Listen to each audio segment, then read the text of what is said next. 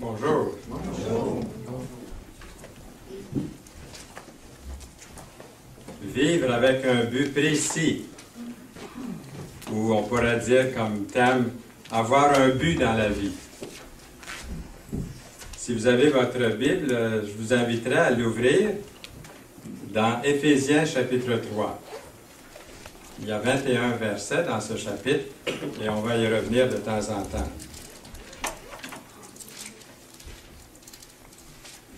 Nous vivons dans une culture où il est souvent question de l'amour romantique. Dans les films, dans les émissions télévisées, dans la musique, je pense qu'il serait correct de dire que notre culture est obsédée par l'amour romantique. Pouvez-vous donner des exemples de films, d'émissions de télévision ou de musique qui représentent un genre assez superficiel, romantique de l'amour? Sûrement que vous pouvez en donner. Mais l'amour que Jésus a introduit est plus profond que l'amour romantique. D'accord? Parce qu'il est écrit dans la Bible, Dieu est amour. L'amour de Jésus-Christ est un engagement, l'amour de Jésus-Christ, qu'il prend avec vous. C'est comme le mariage. Le mariage est un engagement. Et quand Dieu prend cet engagement avec vous, c'est pour, pas seulement la vie, pour l'éternité. C'est pour toujours. Cela signifie que vous le ressentiez ou non, Dieu vous aimera toujours, sans faille. Dieu vous aimera. L'amour de Jésus-Christ vous donne un but dans la vie. Et j'entends souvent les chrétiens dire, je ne sais pas ce que je ferais sans Jésus-Christ dans ma vie. Vous l'avez peut-être entendu encore ces derniers temps. Quel est le destin éternel de Dieu? On va voir quelques points ensemble. Quel est le destin éternel de Dieu pour le Seigneur Jésus-Christ? En nous basant sur ces versets de 1 à 13 d'Éphésiens 3. Premièrement, le mystère du Christ qui est révélé. Nous lisons, vous pouvez vous représenter l'intelligence que j'ai du mystère de Christ. C'est l'apôtre Paul qui écrit ça dans Éphésiens 3, 4. Le plan du salut en Jésus-Christ a été en place dès le début des temps. Mon épouse et moi, on a recommencé à lire la Bible. On était allé jusque dans l'Apocalypse, on fait ça le matin au déjeuner, on prend quelques instants. Et là, on recommence dans Genèse. Et on voit depuis Genèse, ça crève les yeux parce que Dieu a toujours su qu'il ne voulait pas laisser le monde vous laisser sans espoir, mais que, en effet, je dois vous dire, vous aimez cette photo-là, hein? Je veux remercier Claude qui est ici. Il était assis sur le bout de son lit à l'hôpital, puis je venais d'entrer dans la chambre. Et puis Claude, il dit, j'ai jamais vu qu'est-ce que je vois là. Alors, qu'est-ce que tu vois là? Il dit, viens voir. Et j'ai pris cette photo dans la chambre. Il y en a qui voient différentes choses, hein? Moi, je vois la figure brillante, avec deux ailes, puis le corps qui est allongé, qui flotte. D'autres, mais Claude, tu te souviens, quand on voit la photo plus rapetissée, là, on voyait un B. Ouais. Moi, j'ai dit à Claude, c'est ça, c'est un signe, là. En blé, Claude Blais, un B. Et puis, mon épouse, elle voit autre chose. Elle dit, je vois une main. Je ne sais pas comment est-ce qu'elle voit ça. Ah, comme ça.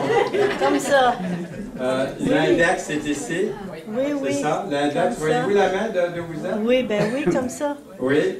Et puis la main est comme ça, là. Oui, hein? comme Oui. ça. Alors, on peut voir, hein, quand on regarde les nuages, on voit ce qu'on veut ou ce qu'on peut. Hein? Il apparaît des images et ça change très vite. J'ai pris 3 ou 4 photos. Claude, il disait, dépêche-toi, ça change. Ben, c'était un peu spécial parce qu'au début, il y avait différentes couleurs dans le... Oui. C'était comme... ben, on les voit aussi. Un peu, hein? Comme l'arc-en-ciel. On voit ici, là. Oui, oui. Il y en avait un peu plus. Il y avait beaucoup plus de couleurs, mais il fallait que je fasse vite parce que ça change à vue le temps d'œil. de prendre la caméra, puis ça va changer. Alors, merci encore une fois. Et quand j'étais en train de préparer le message de ce matin, c'est pas que j'ai dit où est-ce que je vais placer cette image-là. C'est pas comme ça que ça fonctionne quand je prépare le message, vous pouvez le deviner. C'est que j'étais rendu dans mon message à cet endroit-là. Vous pouvez vous représenter l'intelligence que j'ai du ministère de Christ. Le plan du salut en Jésus-Christ a été mis en place dès le début des temps de la création. Et là, je dis, ça me prendrait une image. Et la photo de Claude m'est venue à l'esprit. Alors, je l'ai mis ici à l'écran pour vous ce matin. Alors ça, c'est une vérité fondamentale parce que déjà, dans le confin des temps, Dieu avait prévu un Rédempteur pour vous et pour moi. Ce n'est pas quelque chose qui est arrivé là, par accident, puis subitement, subito presto, là, mais c'était prévu dans le plan éternel de Dieu, de vous aimer, de vous sauver, de vous racheter. Et au commencement du monde, dans le passé, l'espoir d'un Messie était seulement un espoir lointain. Comme pour nous aujourd'hui, le retour du Seigneur Jésus-Christ, il y en a qui disent « Oh, ça va être dans 1000 ans, dans 2000 ans. » Ils mettent ça toujours plus loin. Pour eux, c'était peut-être ça aussi. Puis ça a été loin, parce que c'était au commencement du monde, à venir, l'espoir d'un Messie. Et c'était seulement un espoir très, très lointain, mais un jour, il est venu comme c'était promis. C'est seulement quand Jésus-Christ est venu sur la terre que le mystère du Christ pouvait enfin être entièrement connu. Les Juifs et les gentils, tous deux, sont héritiers ensemble. Ils sont membres d'un seul corps et se partagent la même promesse du Seigneur Jésus-Christ. Nous avons vu dans le dernier message, dans Éphésiens, que nous sommes tous fils d'Abraham lorsque nous acceptons Jésus-Christ comme sauveur. Il n'y a pas seulement les Juifs qui sont fils d'Abraham, mais tous les chrétiens qui ont accepté Jésus-Christ comme sauveur, la parole les appelle les fils d'Abraham, autant que les Juifs. Mais ce n'est pas tous les Juifs, hein? C'est vraiment ceux qui sont nés de nouveau qui sont appelés fils d'Abraham aussi. Parce que les Juifs disent « Oh, on est fils d'Abraham! » Mais le Seigneur leur a fait comprendre que fils d'Abraham, c'est celui qui le reçoit. On voit l'enseignement dans les Épîtres. Dieu a fourni un moyen pour que tous les gens de la terre, s'ils le veulent, c'est libre, s'ils le veulent, puissent devenir ses enfants. Personne n'est forcé, mais l'urgence est là. Aujourd'hui, si vous entendez ma voix, dit l'Écriture, n'endurcissez pas votre cœur, mais la parole nous invite à venir à lui. Dans Ésaïe, le chapitre 19, verset 25, il est écrit, « L'Éternel des armées les bénira en disant, « Béni soit l'Égypte, mon peuple, et la Syrie, œuvre de mes mains, et Israël, mon héritage. » Une prophétie à venir. Nous allons voir l'Égypte qui va être bénie, la Syrie, c'est l'Iran ou l'Irak, là, dans ce coin-là. Et puis, Israël, l'héritage. Dieu savait qu'un jour, ceux qui avaient réduit en esclavage Israël, son peuple, viendraient à le connaître et à l'adorer. Car il est écrit, « Je suis vivant, dit le Seigneur, tout genou fléchira devant moi, et toute langue donnera gloire à Dieu. » Même les inconvertis vont fléchir le genou un jour devant le Seigneur Jésus-Christ pour être envoyés dans le feu éternel s'ils n'ont pas accepté Jésus comme sauveur dans leur vie. Et pour la vie éternelle, en se relevant de leurs genoux, ils vont se remettre, je dirais, à plat ventre devant le Seigneur pour le louer, le remercier. Il va nous donner des couronnes qu'on va remettre à ses pieds. Parce que lui seul mérite toute la gloire, c'est ce qu'il a fait pour nous. Le mystère caché de tous les temps et dans tous les siècles, mais révélé maintenant à ses saints, Dieu a voulu leur faire connaître la glorieuse richesse de ce mystère parmi les païens. Savoir Christ en vous, l'espérance de la gloire, dans Colossiens 1, versets 26 et 27. Deuxièmement, le but de Dieu pour vous, selon Éphésiens 3, versets 14 à 21, c'est la liberté de l'Évangile. Il est écrit, « En lui, nous avons, par la foi, en lui, la liberté. » La liberté de quoi? De nous approcher de Dieu, toujours par Jésus, avec confiance, verset 12. L'Évangile a également ouvert des lignes de communication avec Dieu. nous avons un accès direct avec Dieu, le Père. Nous pouvons nous approcher de Dieu avec confiance, en sachant que le Seigneur Jésus-Christ est mort pour nos péchés, pour nous présenter devant le Dieu saint. Regardons encore ces passages dans Hébreux, chapitre 4, verset 14. « Ainsi, puisque nous avons un grand souverain sacrificateur, dans d'autres versions, c'est marqué un grand prêtre, qui a traversé les cieux, Jésus, le Fils de Dieu. Demeurons fermes dans la foi que nous professons, car nous n'avons pas un souverain sacrificateur qui ne puisse compatir à nos faiblesses. Même sauvés, même enfants de Dieu, même nés de nouveau, nous avons les faiblesses. Le péché habite encore en nous. Nous sommes pécheurs. Il compatit à nos faiblesses, nous lisons. Au contraire, puis en parlant de Jésus, il a été tenté comme nous, en toutes choses, sans commettre de péché. Et nous lisons encore, « Approchons-nous donc avec assurance du trône de la grâce, afin d'obtenir miséricorde et de trouver grâce pour être secourus dans nos besoins. » Hébreux 4, versets 14 à 16. Nous pouvons prier Dieu directement. C'est ça qui est merveilleux. Autrefois, je passais par... j'ai été élevé comme la plupart d'entre vous. Il fallait passer par des sacrements, il fallait passer par un médiateur quelconque, un prêtre, un pasteur, ou un ministre, un rabbin. Mais dans la parole de Dieu, nous voyons que nous pouvons aller dire à Dieu directement par Jésus-Christ. Nous n'avons plus besoin d'intermédiaire ou d'un médiateur humain pour lui communiquer nos pensées les plus profondes et aussi nos confessions les plus secrètes. On peut lui parler en toute sincérité. Le Seigneur Jésus-Christ est devenu notre médiateur. C'est lui. Quand il est mort sur la croix et pour toujours, il nous a ouvert la voie vers Dieu. Car il y a un seul Dieu et aussi un seul médiateur. Pas deux, pas trois, un seul. Et regardez dans le monde aujourd'hui, des milliers de personnes essaient d'aller à Dieu par mille et un chemins.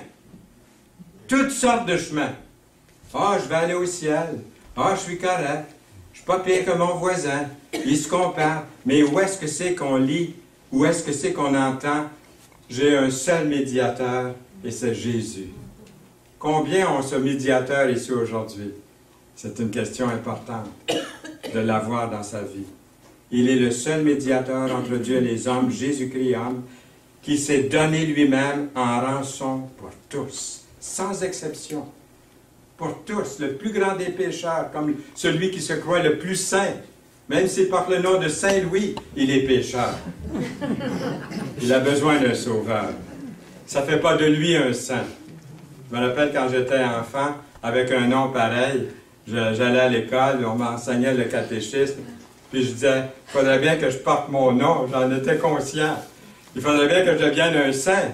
Puis là, lorsque je lis les épîtres, ça commence avec les saints à Éphèse, les saints à Corinthe, les saints partout. Donc je dis, hey, wow, ça s'est réalisé, mais je réalise que c'est pas à cause de mes mérites, c'est pas à cause de mon nom, c'est à cause de Jésus-Christ.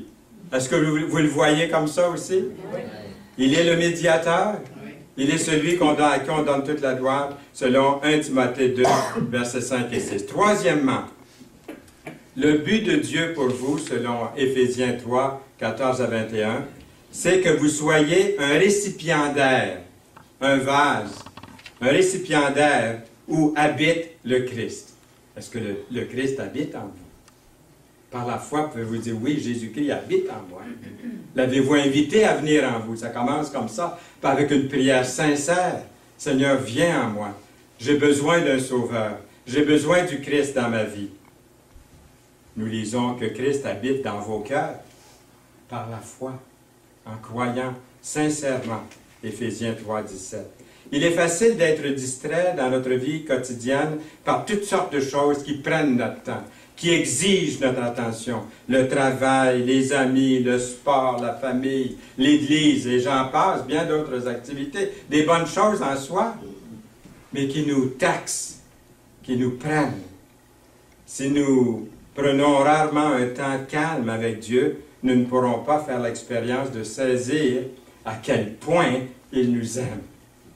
Même des personnes malades qui souffrent. On en a rencontré cette semaine, et puis des gens qui disent, ils s'encouragent en Dieu, dans le Seigneur, parce qu'ils réalisent que Dieu les aime. Comment son amour peut les transformer. Comment son amour peut travailler en eux pour sa gloire. Pourtant, lorsque nous passons du temps calme, dans la présence du Seigneur, dans la présence de Dieu, il nous révèle son amour, grand et redoutable, son amour. Vous rappelez-vous d'avoir vécu un temps comme ça, comme chrétien, comme enfant de Dieu? Hein? Vous rappelez-vous d'avoir vécu un temps précieux avec Dieu que vous ne pouvez pas oublier? Oh, là, on pourra prendre la journée pour entendre des témoignages, je le ressens. Je sens qu'il y en a qui voudraient dire quelque chose. Vous vous reprendrez aujourd'hui ou un peu plus tard. Mais j'aimerais vous dire que quand j'avais 15-16 ans, j'allais à l'église, j'étais déjà chrétien, né de nouveau depuis l'âge de 11 ans. Mais je voulais me rapprocher de Dieu davantage. Et je ne savais pas, j'avais un bon enseignement à l'Assemblée où j'allais pourtant, mais j'ai trouvé une façon, je pense que Dieu nous le montre à chacun, vous le montre à vous aussi. J'allais dans la cour derrière chez nous, puis il y avait une balançoire que mon père avait. Mon père, il construisait des balançoires. Il en vendait, puis il y en avait une belle chez nous. Et puis il y avait un gros arbre qui devait avoir un centenaire certain, avec beaucoup de branches, puis beaucoup d'ombre. Et je m'asseyais dans la balançoire seul. On était quand même 8 dans la famille chez nous, père et mère, là. Mais j'arrivais à trouver du temps seul dans la balançoire autour de l'été, là, autour de 7 heures le soir. Et c'est là que je peux dire que j'ai comme trouvé Dieu. La tranquillité. À l'âge de 16 ans. À tel point que j'ai comme vécu une expérience là, spirituelle très grande. Alors, ça, c'était comme un saut dans ma vie. Pourtant, je connaissais déjà le Seigneur. Quelqu'un m'a dit, hier, m'a confessé, parce que la personne passe par une certaine épreuve, elle a dit, je remercie Dieu pour l'épreuve que j'ai maintenant. Elle a dit, je réalise dans ma vie que je ne lisais pas assez la parole de Dieu, et ça me rapproche de Dieu. Alors, je remercie pour ça. Ça m'a surpris, ça m'a étonné. Mais on ne comprend pas les voies du Seigneur. Elle dit, c'est pas le Seigneur qui permet ça, mais je l'accepte parce que ça me rapproche de la parole de Dieu. Alors, je me souviens de ça, dans cette balançoire. Et puis, avez-vous un lieu comme ça, tranquille? Il y en a qui disent, chez nous, c'est seulement la salle de bain qui est tranquille. Et moi, je visite plusieurs foyers, hein, d'une place à l'autre, puis souvent, dans la salle de bain, je vois une Bible, je vois des livres de culte, je vois tout ça. Puis je me dis, ah, la personne, ça c'est son endroit tranquille, elle n'est pas achalée. C'est marqué, ferme ta porte, rentre dans ta chambre. C'est très biblique ce qu'elle fait là. Et puis, elle a du temps tranquille. Je pense que c'était la femme de John Wesley. Elle avait 18 ou 19 enfants. Et puis, il y avait du bruit tout le temps, ça courait. Elle, ce qu'elle faisait, elle prenait son grand tablier, puis elle se mettait le tablier sur la tête, puis là, elle priait dans ce lieu tranquille. Pas tellement tranquille, mais au moins, elle avait l'impression qu'elle était seule. Ça nous prend un endroit comme ça. En 2005, nous avons acheté notre petit chien, qui est une petite chienne qui s'appelle Mickey. Et puis j'ai dit, il faudrait que je lui fasse faire de l'exercice. Alors, ce que j'ai fait, j'ai commencé à marcher dans la cour avec elle. Et je ne savais pas qu'au bout de 5 ans, mon petit chemin dans la cour aurait fait son chemin. Et puis, elle me suit dans ce petit chemin-là. Puis la cour, je me promène entre le cabanon puis le cerisier, à côté des 2 lilas là, qui sont là, le gros et le plus petit. Et puis ensuite, il y avait un ancien pommier au bout de la cour. Je fais le tour comme ça de la cour. Et vous ne savez pas combien de décisions, de toutes sortes de prières, de temps tranquille, avant de célébrer un mariage ou avant une grande réunion où c'est assez énervant, j'ai beaucoup de trac. Eh bien, je vais dans la cour et puis là, je marche tranquillement puis je parle à Dieu. J'ai besoin de ça dans ma vie. Et vous aussi, hein? Oui. Vous aussi, vous avez besoin d'un endroit comme ça. Vous l'avez, je sais que quelques-uns ici ont un endroit tranquille où est-ce qu'ils peuvent vraiment méditer la parole de Dieu. Et vous allez dire, oui, c'est beau l'été, mais regardez l'hiver. Même s'il y a 3-4 pieds de neige, à tous les jours, beau temps, mauvais temps, même je sors avec mon parapluie s'il y a une pluie averse, parce que ça encourage mon petit chien en même temps à sortir, même quand il tente puis il vente. Donc, moi, beau temps, mauvais temps, mon petit chemin est là. Et si j'arrive à minuit le soir, je vais sortir mon chien et je me promène. Et là, c'est un temps merveilleux. Même des fois, quand j'ai quelque chose de grand, une décision ou quelque chose, d'une grande peine ou quelque chose, je pense à mon petit chemin en m'endormant. Et là, j'ai hâte au lendemain là, pour aller marcher. Parce qu'on dirait que c'est là que je peux vraiment de dire au Seigneur, Seigneur, là, maintenant, je communique avec toi. J'ai cette impression-là. Je sais que je vous dis ça, puis vous pensez à des moments précieux dans votre vie dont vous chérissez, et je vous encourage à continuer. De ne pas abandonner, parce que c'est des moments tellement précieux. Dieu a toujours à l'esprit ce qu'il y a de mieux pour vous. J'allais dire, il faut lui donner la chance de communiquer avec nous dans ces moments-là. Nous ne sommes pas toujours conscients, mais les desseins de Dieu pour notre vie sont bons. Le Seigneur il dit, « Car je connais les projets que j'ai formés sur vous, dit l'Éternel. » C'est pas beau ce verset-là? « Projets de paix et non de malheur, afin de vous donner un avenir. » Voulez-vous un avenir? Le voilà l'avenir. L'avenir. Vous donner un avenir. Et quoi? Et ça, c'est une espérance qui trompe point. Il y a un autre verset qui dit « L'espérance ne trompe point. » Quand on dit « j'espère », ça veut dire « peut-être bien. Hein? » Mais pas d'après l'Écriture. Quand on a cette espérance, c'est vraiment sûr. Dans Jérémie 29, verset 11. Dieu désire nous voir vivre une bonne vie. Dieu désire nous voir vivre une bonne vie saine. Et pourquoi pas sainte? Pas besoin d'être Saint François, Saint Frère André, je veux dire, pour être canonisé. Être saint, c'est de savoir, de réaliser ce que Dieu a fait dans votre vie par Jésus-Christ. Il a accompli tout ce que je ne pouvais pas faire. Il a pardonné mes péchés, il m'a donné une vie nouvelle en lui. Ma position dans le ciel, elle est parfaite auprès du Fils. C'est comme ça, il voit ma position, ma condition terrestre est encore celle du péché et puis de la désobéissance quelquefois. Mais parce qu'il m'a racheté ma position près de lui, il me voit au travers de son Fils. C'est pas beau, ça? Et finalement, lui apporte beaucoup de joie à Dieu. Notre vie glorifie Dieu, parce qu'on a fait confiance dans ça. Nous vivons de la façon dont il nous a demandé de vivre, peut nous aider à vivre sa vie. Dieu a l'amour d'un père pour nous, ses enfants. Il nous aime même quand nous avons échoué, ou même quand on subit un échec, on a gâché, même lorsque nous sommes en colère contre Dieu. Ah oui, ça vous est jamais arrivé d'être en colère contre Dieu? Quand quelque chose de terrible arrive? Pourquoi, Seigneur?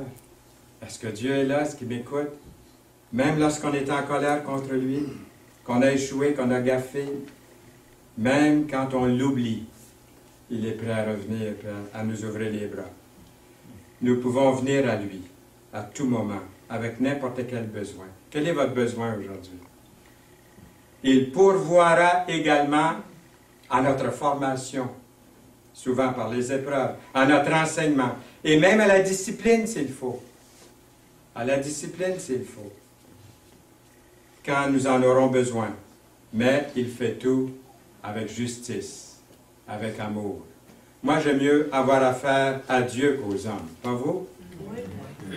Avoir affaire aux hommes, ça peut être très légaliste, ça peut être très injuste, mais avec Dieu, dans sa discipline, il vous aime. Il vous attire à lui. Il vous démontre qu'il vous aime, qu'il y a de l'amour pour vous. Je vous exhorte donc, frères, par les compassions de Dieu, à offrir vos corps, comme un sacrifice vivant, saint, agréable à Dieu, ce qui sera de votre part un culte raisonnable. Romains 12, versets 1 et 2. La Bible appelle effectivement temple de Dieu votre corps, mon corps. dans lequel habite l'Esprit de Dieu. Nous devons faire confiance à Dieu. Sa nature est de beaucoup meilleure. Elle est sans comparaison aux activités dans lesquelles nous prenions plaisir avant d'être sauvés par le Seigneur Jésus-Christ. 1 Corinthiens 3, 16. Ne savez-vous pas que vous êtes le temple de Dieu et que l'Esprit de Dieu habite en vous? Si quelqu'un détruit le temple de Dieu, il y a beaucoup de chrétiens qui sont persécutés à l'heure actuelle dans le monde. Je reçois un journal à tous les jours et mon cœur est constamment brisé, déchiré quand je lis qu'on détruit des églises, on tue des pasteurs à la porte d'église ou devant chez eux lorsqu'ils rentrent à la maison. On tue les enfants souvent. On met le feu. Je ne veux pas m'habituer de voir ces choses atroces qui arrivent. Parce que, je pense à ce verset, si quelqu'un détruit le temple de Dieu, Dieu le détruira car le temple de Dieu est saint et c'est ce que vous êtes. Dans 1 Corinthiens 3, 16. Quatrièmement, le but de Dieu pour vous, c'est de connaître l'amour de Christ, qui surpasse toute connaissance. L'amour de Christ est un concept étonnant parce que le Christ a donné librement son amour pour que l'humanité, alors qu'on n'en voulait pas, qu'on ne voulait pas du Seigneur, qu'on était rebelle, ou qu'on n'en faisait pas la demande, le Seigneur est venu démontrer son amour. Jésus-Christ est mort pour les pécheurs. Certains d'entre nous pourraient volontairement mourir pour sauver un membre de sa famille. Je sais qu'il y en a, vous le feriez pour quelqu'un que vous aimez, moi aussi, pour un ami. Mais oserions-nous mourir, et j'ajoute par amour, parce qu'il y a des gens qui se font exploser, hein, vous le savez, là. Ils se font exploser, mais est-ce que c'est par amour qu'ils font ça? C'est de la haine. C'est par haine. Mais qui est-ce que c'est qui oserait mourir par amour volontairement pour quelqu'un? Si cela voulait dire mourir pour des gens que nous n'avons jamais connus, jamais rencontrés, et qui n'étaient même pas encore nés. Mourir pour des gens qui ne sont pas encore nés. Cet acte incroyable a été fait par le Seigneur Jésus-Christ sur la croix, pour vous, puis pour moi. Avant qu'on naisse, il l'a fait pour toi et pour moi. Et pour toujours, à la croix, il a démontré pour toujours l'amour de Dieu pour nous. À peine mourrait-on pour un juste, il est écrit. Quelqu'un peut-être mourrait pour un homme de bien. Mais Dieu prouve son amour envers nous en ce que lorsque nous étions encore des pécheurs, et là vous avez les 5 mots les plus importants de toute la Bible. Christ est mort pour nous. Christ est mort pour nous. Romains 5, 7 et 8. L'amour de Dieu n'est pas quelque chose qui s'est lentement détérioré au cours des temps.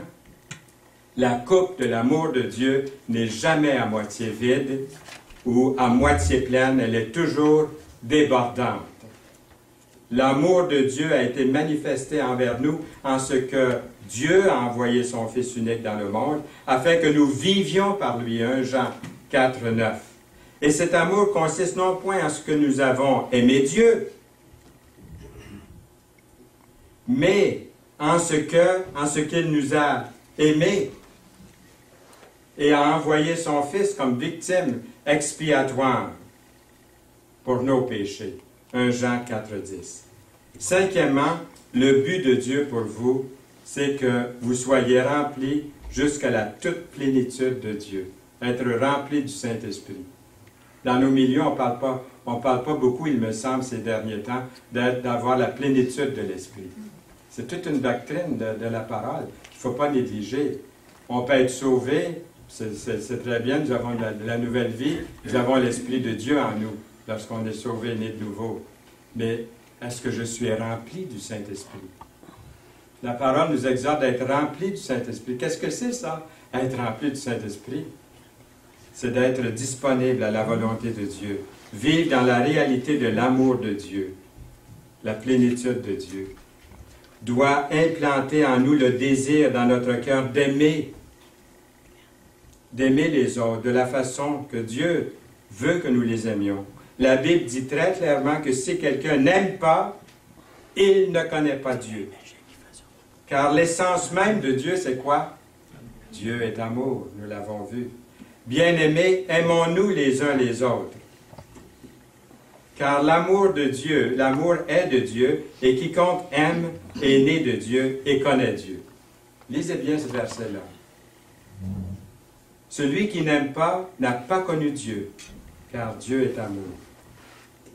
Et ce que je demande à mes pères, c'est que votre amour augmente de plus en plus en connaissance et en pleine intelligence, pour le discernement des choses les meilleures, afin que vous soyez purs et irréprochables pour le jour du Christ, remplis du fruit de justice qui est par Jésus-Christ, à la gloire et à la louange de Dieu. Philippiens 1, 10 et 11.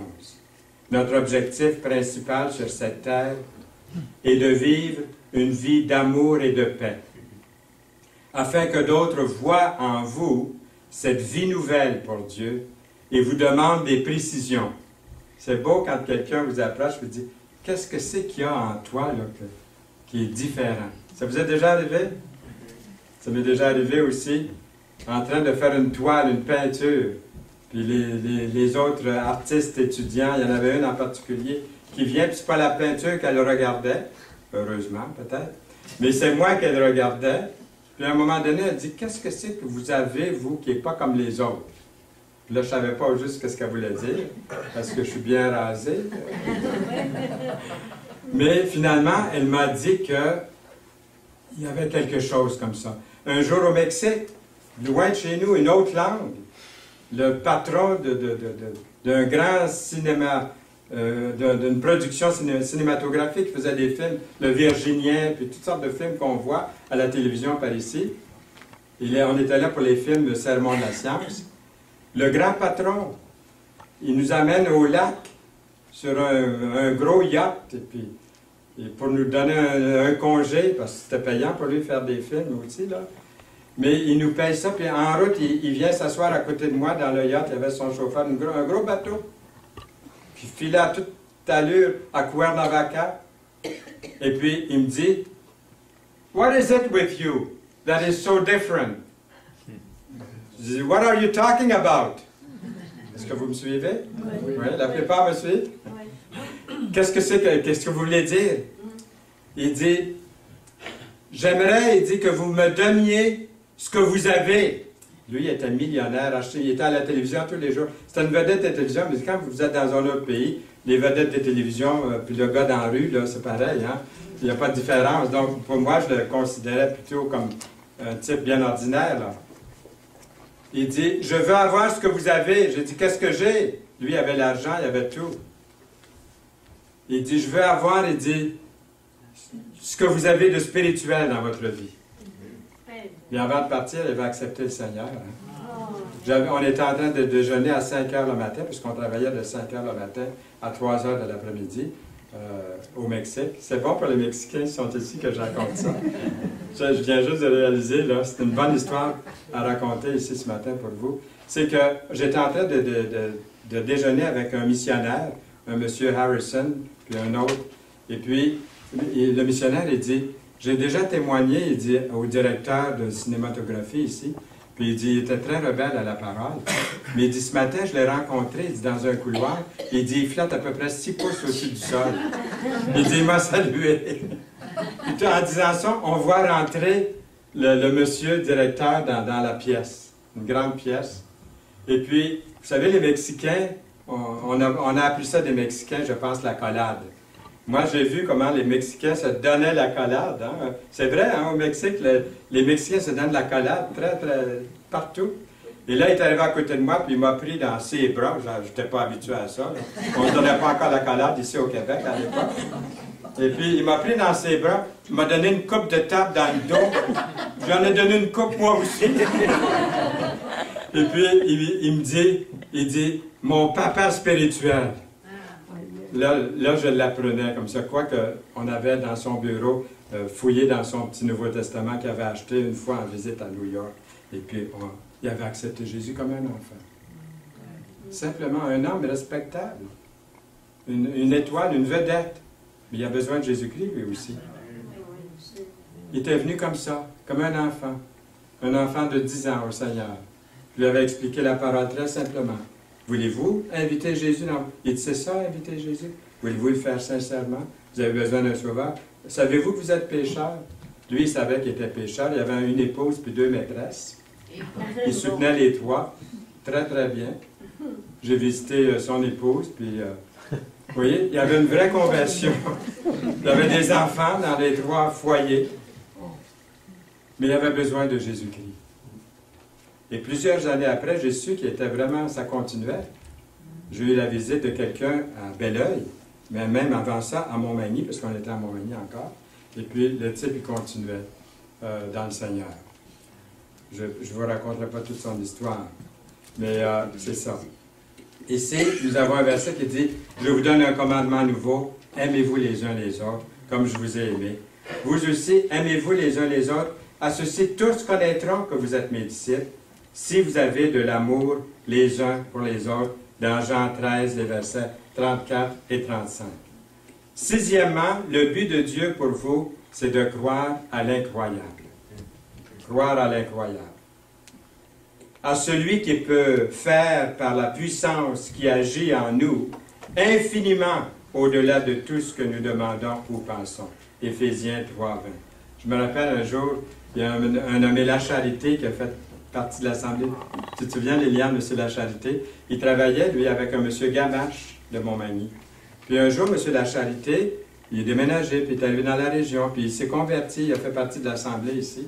Puis quand M. Gamache de Montmagny, que quelques-uns connaissent ici, a appris que Lacharité était converti au Seigneur, il dit, j'en reviens pas. Les 2 bras me tombent, il dit. Ça, c'est un gars, il dit, j'aurais même pas prié pour lui, pour sa conversion. Il dit, j'aurais jamais pensé qu'un tel gars se serait converti à Dieu. Le Seigneur, il vous aime. Il aime du plus petit au plus grand. Vous ne faites pas exception dans la volonté de Dieu. Vous êtes vous êtes un candidat pour le ciel, mais il faut venir à Jésus pour l'avoir, ce ciel. Nous lisons d'un auteur inconnu, j'ai trouvé ça. Tout ce que nous demandons, par-dessus tout ce que nous demandons ou pensons, abondamment au-delà de tout ce que nous demandons ou pensons, infiniment au-delà de tout ce que nous demandons ou pensons, est capable de faire infiniment au-delà de tout ce que nous demandons ou pensons. Pourtant, tant de gens ne connaissent pas cette vie abondante et la paix que procure la présence de Dieu dans leur vie quotidienne. L'idée que Dieu peut dépasser toutes nos attentes n'est pas seulement une belle parole, c'est un fait. Vous pourriez avoir une idée générale de la façon dont vous voulez que votre vie se déroule, mais Dieu a des rêves pour vous. Dieu a des plans pour votre vie, encore plus grands que votre vie. Jésus-Christ est venu pour nous donner une vie qui peut être remplie d'objectifs et de passions beaucoup plus grands que vous ne l'auriez jamais imaginé. Je peux en rendre témoignage personnellement dans ma propre vie. Où est-ce que je serais aujourd'hui si ce n'était pas du Seigneur? Je peux en rendre témoignage. Qu'aurait été ma vie sans Jésus-Christ? Les répercussions sont éternelles. Où est-ce que vous êtes? Êtes-vous ici? Un homme pécheur? La rébellion, la séparation avec Dieu, une vie dénuée de sens, sans le Christ. Mais si vous passez par le Christ, est-ce que vous êtes ici? Dieu, vous avez affaire à un Dieu saint, qui vous voit par Jésus-Christ, vous avez la paix, le pardon, la vie abondante, la vie éternelle. En Jésus. Ça, c'est le plan du salut, très simplement. Le Seigneur, il dit, je suis venu afin que les brebis aient la vie, et qu'elle l'est, pas juste ordinaire, en abondance. Jean 10, 10. Cette vie abondante dont parle Jésus est possible parce que Dieu est vivant. Il désire continuellement modeler votre vie. Il n'est pas une divinité qui est déçue du monde. Il est toujours amour. Il n'est pas déçu de tout ce qui se passe dans le monde. Il connaît le cœur humain. Mais il est un Dieu personnel qui sera toujours avec vous. Fortifiez-vous, ayez du courage. Ne craignez point, ne soyez point effrayés devant eux. car l'Éternel, ton Dieu, marchera lui-même avec toi. Il ne te délaissera point, il ne t'abandonnera point. Je sais que pour mon épouse, les mots « lui-même avec toi » sont très, très importants. Il y a des versets dans la Bible qui disent ça, que c'est Dieu lui-même, c'est Jésus lui-même. Ça c'est beau, ça, quand on réalise dans sa vie que c'est ça. Et ici, on voit dans l'Ancien Testament, Deutéronome 31, verset 6, « Vivre avec un but précis. » On a vu ce matin que le but principal de l'être humain est de glorifier Dieu et d'être heureux en lui pour toujours. Vous glorifiez Dieu par votre vie. Et vous êtes heureux de le connaître, pour l'éternité, pour toujours. Réjouissons-nous dans le fait que nous pouvons adorer et servir un Dieu que nous connaissons personnellement. Nous pouvons venir à lui en tout temps, en tout lieu. Comme l'apôtre Paul, nous devons partager cette bonne nouvelle avec tous ceux et celles qui en ont besoin. Et qui veut dire tout le monde. Hein, André? Avec tout le monde. Dans la rue, hein, quand vous allez donner des traités, vous ne savez pas à qui vous donnez un traité. Nous avons le pouvoir et la capacité de connaître Jésus, à connaître son amour pour nous et d'être remplis de l'Esprit. Peut-être qu'un jour, on devrait donner un bon message sur la plénitude de l'Esprit. Et ça aide le chrétien à vraiment vivre de victoire en victoire dans le Seigneur. L'amour de Dieu est vraiment génial. Non seulement il nous aime infiniment, mais il nous donne aussi le pouvoir par son Saint-Esprit, le même Esprit qui a ressuscité Jésus-Christ d'entre les morts, habite en vous et agit en vous, si vous connaissez Jésus comme ça, Sauveur et Seigneur. Une fois que nous reconnaissons que ce pouvoir est à l'intérieur de nous, de vous, nous ne pouvons plus nous considérer comme faibles, mais une puissance pour la gloire de Dieu. Dieu nous a créés pour utiliser ce pouvoir et faire avancer son royaume pour sa gloire. Paul termine sa prière aux Éphésiens comme ceci. Que la paix et l'amour avec la foi soient donnés aux frères de la part de Dieu, le Père et du Seigneur Jésus-Christ. Que la grâce soit avec tous ceux qui aiment notre Seigneur Jésus-Christ, d'un amour inaltérable. Amen. Amen. Seigneur, merci pour cette bénédiction que tu répands sur chacun de nous ici ce matin. Que notre cœur reste ouvert à cette parole et qu'elle germe, qu'elle porte du fruit pour ta plus grande gloire. Au nom de Jésus-Christ. Amen.